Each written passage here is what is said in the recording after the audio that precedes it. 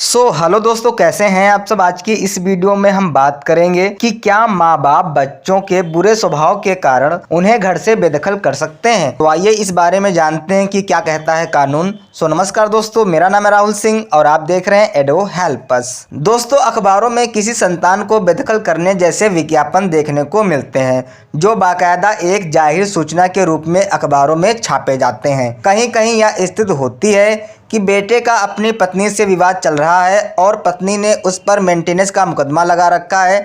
तब माता पिता ऐसे बेटे को संपत्ति से बेदखल करने का विज्ञापन अखबार में छपा देते हैं। ऐसा विज्ञापन छपवाकर उन्हें लगता है कि उन्होंने संतान को अपनी संपत्ति से बेदखल कर दिया है। अब बहू उनकी संपत्ति पर किसी प्रकार की कोई कार्रवाई नहीं कर पाएगी। दूसरी परिस्थिति और है जहां पर माता पिता वास्तविक रूप से अपनी संतान से पीड़ित होते हैं। जैसे कोई शराबी या नालायक बेटा अपने माता पिता को परेशान करता है, गालियां देता है और उनसे रुपए पैसे मांगता है। पीड़ित माता पिता ऐसे बेटे को घर से निकालने का अधिकार रखते हैं। दोस्तों, अक्सर आजकल हम लोग देखते हैं कि वैवाहिक मुकदमे बढ़ते चले जा रहे हैं। पति पत्नियों के बीच विवाद देखने को मिलते हैं। पत्नियां पतियों पर मेंटेनेंस के मुकदमे लगा देती हैं, जहां न्यायालय पति को महावर मेंटेनेंस देने को कहता है। ऐसी मेंटेनेंस की कार्रवाई में पत्नी के पास यह अधिकार होता है कि वह पति की संपत्ति को नीलामी लगवाकर उसकी मेंटेनेंस की रकम प्राप्त कर ले, अगर उसका पति उसको मेंटेनेंस नहीं देता है तो। दोस्तों, अखबारों में बेदखली के विज्ञापन छपवाना किसी भी कानून के दायरे में नहीं है,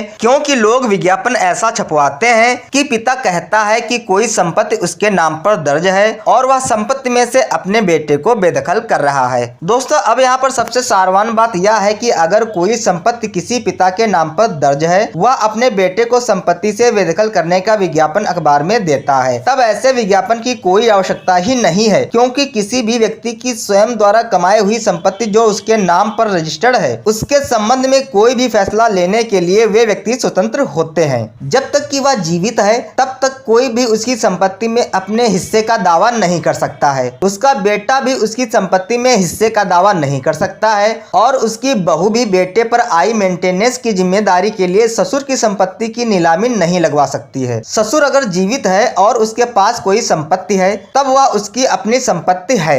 दोस्तों, यहाँ पर यदि बहू का विवाद उसके पति से होता है, पति की यह जिम्मेदारी है कि वह अपनी पत्नी को मेंटेनेंस दे। बहू उसके पति के नाम पर दर्ज किसी संपत्ति में से मेंटेनेंस प्राप्त करने का दावा कर सकती है, लेकिन अपने ससुर की संपत्ति में से मेंटेनेंस प्राप्त करने का दावा नहीं कर सकती है। दोस्तों, इसलिए ऐसे विज्ञापन की कोई आवश्यकता ही नहीं होती है। अगर किसी व्यक्ति को मरने के बाद बेदखल करना है तब उससे संबंधित वसीयत कर देनी चाहिए और वसीयत का रजिस्ट्रेशन करवा लेना चाहिए। कोई भी व्यक्ति अपनी संपत्ति की वसीयत करने के लिए स्वतंत्र है कि दुनिया के किसी भी व्यक्ति या संस्था को अपनी संपत्ति की वसीयत कर सकता है। अपने मरने के बाद अपनी संपत्ति जिसे चाहे उसे दे सकता है और ऐसा निर्णय वो अपने जीवन काल में ले सकता है। इसलिए अगर कोई संपत्ति पिता के नाम पर दर्ज है तब उसे जिस बेटे को बेदखल करना है उसके खिलाफ एक वसीयत कर देना चाहिए और अपनी संपत्ति कहीं और वसीयत कर देना चाहिए। अब आइए जानते हैं कि नालायक बेटे की घर से बेदखली के बारे में। तो दोस्तों, आजकल अनेक प्रकरण ऐसे भी देखने को मिल रहे हैं जहाँ पर बेटा नालायक होता है। वह अपने पिता को पीड़ित करता है,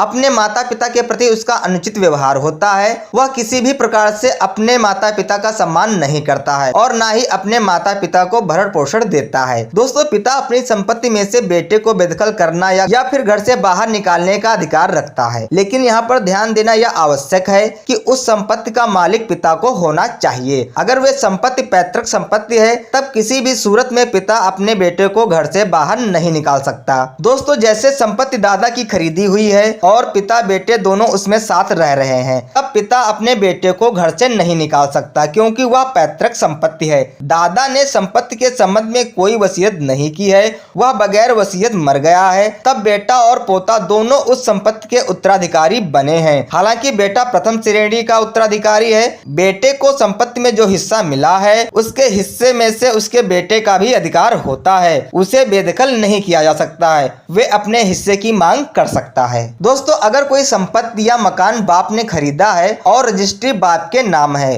बेटा बाप के साथ मकान में रह रहा है, बेटा अपने पिता की कोई बात नहीं सुनता है, तब ऐसी स्थिति में बाप बेटे को घर से निकालने के लिए जिला मजिस्ट्रेट के समक्ष एक आवेदन लगा सकता है। जिला मजिस्ट्रेट अर्थात जिले का कलेक्टर है। एक आवेदन के माध्यम से वे जिला कलेक्टर को इस बात से अवगत करा सकता है कि उसके बेटे का उसके साथ अनुचित व्यवहार है, वह उसका किसी प्रकार से भरण पोषण नहीं करता है। तब जिला कलेक्टेट उस बेटे को पिता के घर से पुलिस फोर्स के माध्यम से बाहर निकाल सकता है, क्योंकि बेटे का पिता के घर पर कब्जा अवैध होता है। घर का मालिक पिता होता है, इसलिए पिता बेटे को बाहर कर सकता है। दोस्तों, अगर जिला कलेक्टेट इसमें हस्तक्षेप नहीं करते हैं, तब सिविल कोर्ट जाने का रास्ता पिता के पास उपलब्ध है। पिता सिविल कोर्ट में स्पेसिफिक रिलीफ एक्ट के अंतर्गत एक मुकदमा लगा सकता है, जहां वे बेटे के कब्जे को अवैध कब्जा साबित कर उसे घर से बाहर निकाल सकता है। यह कार्रवाई बिल्कुल इस तरह होती है जिस तरह एक अवैध रूप से कब्जा करके बैठे किराएदार के विरुद्ध होती है। दोस्तों, यहाँ पर इसी तरह से बेटे का मकान पर अवैध कब्जा होता है। यह बात ध्यान में रखना चाहिए कि पिता के जीवित रहते हुए किसी भी बेटे का संपत्ति पर किसी प्रकार का कोई अधिकार नहीं होता है। जबरदस्ती कोई भी बेटा बाप के मकान में नहीं रह सकता है। तो दोस्तों, आपने देखा कि क्या कहता है कानून की यदि कोई लड़का गलत रास्ते पर चल रहा है, वह शराबी है और वह गलत रास्ते पर चल रहा है, तो बाप के पास क्या अधिकार है, क्या कानूनी रास्ते हैं। तो आई होप दोस्तों आपको इस वीडियो से जानकारी मिल गई होगी। अपना प्यार ऐसे ही बनाए रखें और मिलते हैं नेक्स्ट वीडियो में। तब तक के लिए जय हिंद, जय भारत।